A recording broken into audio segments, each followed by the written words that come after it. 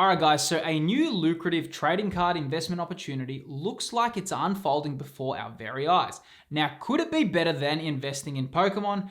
If you like Dragon Ball, you may be in luck. So, Dragon Ball Fusion World has just recently been released and it's really taken the trading card world by surprise. In fact, it's been such a big hit that even Bandai didn't expect the market to respond so well to their new trading card game. And the set didn't even have enough product to meet demand. It's honestly been a crazy release. Thankfully, it seems like there's going to be a reprint for the new Awakened Pulse set. Now guys, I have been involved within TCGs for over 20 years and I have spent thousands of dollars investing in different collectibles. It's a real big passion of mine. And through the years, I've learned what makes new trading card games succeed and what makes them fail. Now, Bandai's new Dragon Ball Fusion World is certainly showing some incredible promise in its early days, and it seems like it's heading in a very positive direction. Now, if you're not aware, Dragon Ball Fusion World is a brand new TCG created by Bandai, and it's pretty much a soft reboot from the previous Masters game with the idea to simplify the game and be more welcoming to new players in the market. So Bandai used their winning success formula, which they learnt from One Piece, and now they're applying it to Dragon Ball. So if you're interested in why Dragon Ball Fusion World is becoming such a unique investment opportunity, I answer that question with 7 detailed examples in this video here. Now guys, the big question that needs to be answered: how does the new Fusion World TCG compared to Pokemon in terms of collecting, investing, and playing? Now, Pokemon is such an enormous franchise and it has a huge collecting scene, right? However, what's really unique about Pokemon is that they have an enormous part of the market that solely collects the cards and aren't too involved in the playing aspect of the actual trading card game. Now guys, this is actually particularly rare, as most trading card games are usually way more focused on the playing aspect, whereas Pokemon understands that their collector market is just as, if not more strong than their playing market. Now, Dragon Ball Fusion World is really unique here as it's trying to focus on the collector market and the playing market. So Fusion World is aspiring to focus on getting new players engaged within the TCG, and we can already see this with Bandai launching an official online client to support the game.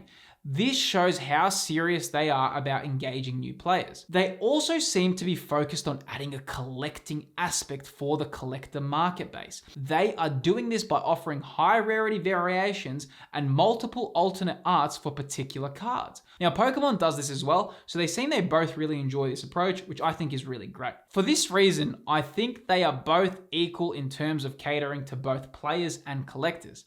But guys, now what about product availability? Even though it's early days, it does feel like Bandai is dropping the ball here, and it seems to be a One Piece 2.0. As of now, the first release, Awakened Pulse, is very hard to get, and boxes have already shot up in value. Not only that, but their next set, titled Blazing Aura, which is scheduled for May this year, is already sold out for pre-orders virtually nearly everywhere. Well, that's the case in Australia anyway. So you need to now resort to paying slightly above retail to secure a box, which is crazy considering it's not even released yet. So now your next best shot for getting a booster box of the Fusion World sets at a reasonable price is pre-ordering the 3rd installment, which is scheduled for August. Mind you, we have no idea what this set is, or what it's called, or even the cards inside. So to me, that is really a poor effort. The fact that pre-orders are already exhausted months in advance is a clear indicator that they are struggling to meet market demand. So I personally believe Bandai should consider slowing down the timing of releases to let supply catch up with demand, especially since they're so focused on the actual playing aspect. You don't want players to be priced out from cards. This could deter new players from entering the game, and you don't want to give new players the ick, this early. Whereas Pokemon really have stepped up here since their supply issues in 2021. Admittedly, Pokemon did have a supply issue, but they did get blindsided by the newfound Pokemon demand that came with the 2020 and 2021 boom. However, they acted swiftly and they pumped up production and printing to ensure people could get the products. So we have to give Pokemon credit here for actually acting on this issue quite quickly. So without sounding critical of Bandai, I think that they have already plenty of experience of One Piece with supply issues, So I really think they should be more experienced with this new release. So it's a little bit of a poor form on their behalf.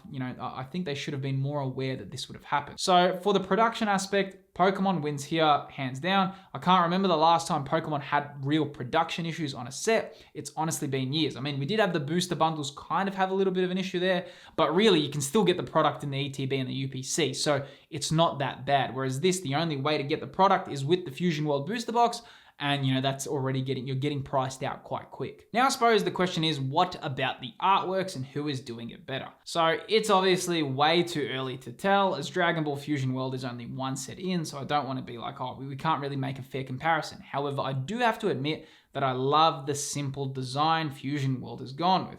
As I previously mentioned, they're really trying to be accessible for new players, so their marketing teams are aware that simplicity is the best approach, which I'm a massive fan of. The alt arts from the first set, Awakened Pulse, have been absolutely sensational, and hopefully they can keep this up. I'm also loving the Son Goku alt chase card, which is the main chase for the set, but the price for this has been incredibly wild, and I personally feel it's way too overvalued, and I expect it to drop. And I'm not too sure what the pull rate data is for this, but prices seem completely absurd at the moment. I'm expecting a very steady decline by the end of the year for this card. Now, Pokemon, on the other hand, focused heavily on their alt arts in Generation 8. However, for Generation 9, they have really drilled into illustration rares and, special illustration rares. Pokemon have really cranked it up with their artworks, on another level with Scarlet and Violet. I mean, check out some of these artworks like Iron Crown and, the new Greninja from Twilight Masquerade. They are making it pretty hard to compete with them since they've raised the bar to a whole new level, a level that I don't think we've seen in the TCG. So the real cool thing about Pokemon at the moment is that you can get some of the best artworks for, under $8, which also work as incredible investments. There are some real unique artworks that seem to fit the investment and collector category, and if you're interested to see the best Pokemon cards under $8 USD, I cover that in this video here, so go check that out. But guys, seeing as it's early, I think Pokemon have outdone themselves in the artwork since Generation 9, so for now I'll give it to Pokemon, but then again, it's too early to make a definitive decision on this. I think it'll be way better maybe 2 to 3 years down the track where we can do a fair comparison. So guys, in terms of booster boxes, the Fusion World booster boxes contain 24 packs inside, whereas Pokemon have 36. I personally prefer 36 pack booster boxes, and I always have, because I feel like when you open 36 packs, you kind of really get to experience the set, and 24 packs leaves, a fair bit to be desired. And usually you need to buy 2 booster boxes to hit like some of the chase cards.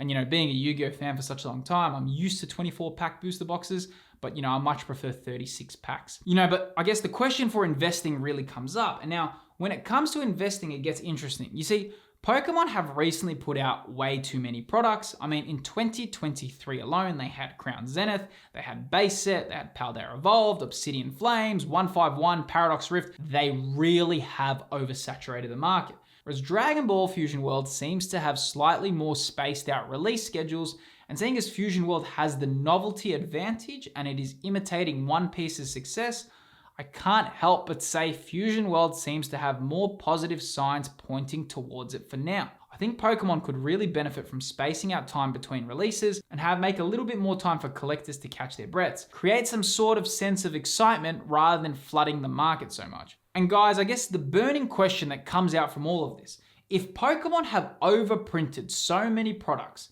then what are the best Pokemon investments right now? Well, the answer to that is in this video, which I have linked right here, and I cover that topic in great detail there. So thankfully it answers the questions and covers how to spot the needle in a massive haystack. I'll see you there.